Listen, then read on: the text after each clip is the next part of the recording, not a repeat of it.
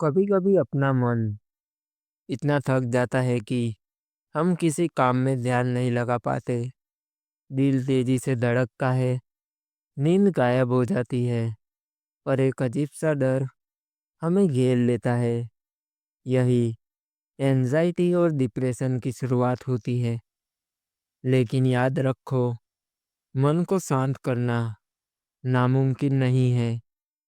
आओ आज एक कहानी सुनते हैं जिसमें एक युवक अपने मन की बेचैनी से बाहर निकलने का रास्ता ढूंढता है।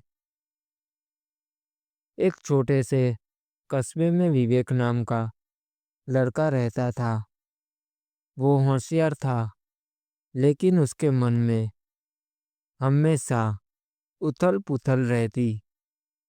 रात को करवटें बदलता, दिन में अकेले बैठा सोचता और हर वक्त डर की छाया में रहता।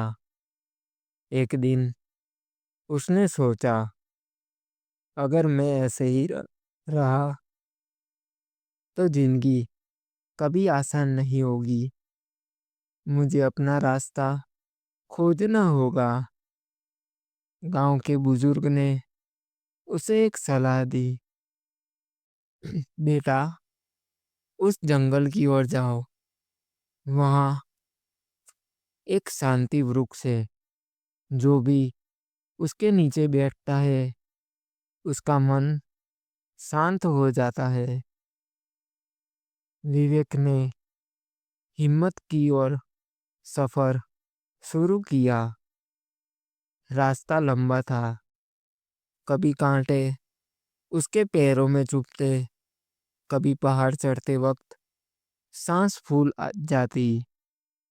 लेकिन उसने हर बार खुद से कहा, बस एक कदम और, बस एक सांस और। जंगल की गहराई में जाते जाते उसकी बेचैनी थोड़ी थोड़ी कम होने लगी।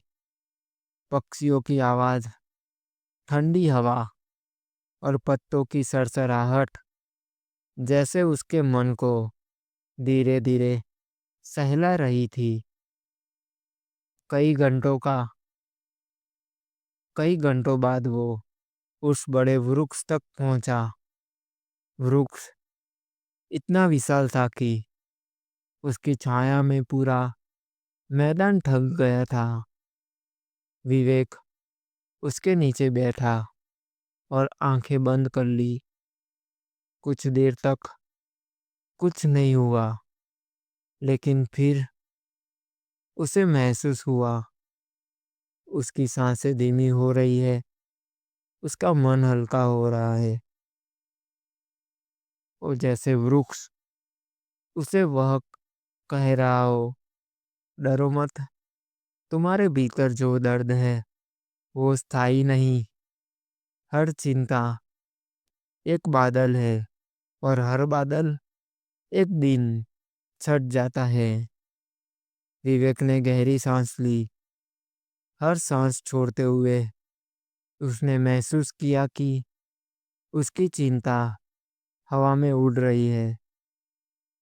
शाम होते होते वो वृक्ष के नीचे लेट गया। आसमान में तारे चमकने लगे। पक्षियों की चहचहाहट धीमे धीमे लोरी बन गई और पहली बार कई महीनों के बाद विवेक गहरी नींद में सो गया। सुबह जब सूरज की किरणें उसके चेहरे पर पड़ी तो उसने मुस्कुरा कर कहा, हाँ, मैं ठीक हो जाऊंगा। मेरे अंदर अब भी ताकत है। बस मुझे अपनी सांसों और प्रकृति पर भरोसा करना है।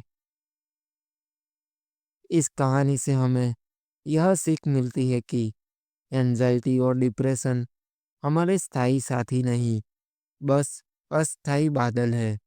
प्रकृति, गहरी सांसें और मन की कल्पना हमें अंधेरे से बाहर ला सकती है। जैसे विवेक ने शांति वृक्ष से सुकून पाया, वैसे ही हम भी अपनी जिंदगी में शांति खोज सकते हैं। शुभ रात्रि दोस्तों।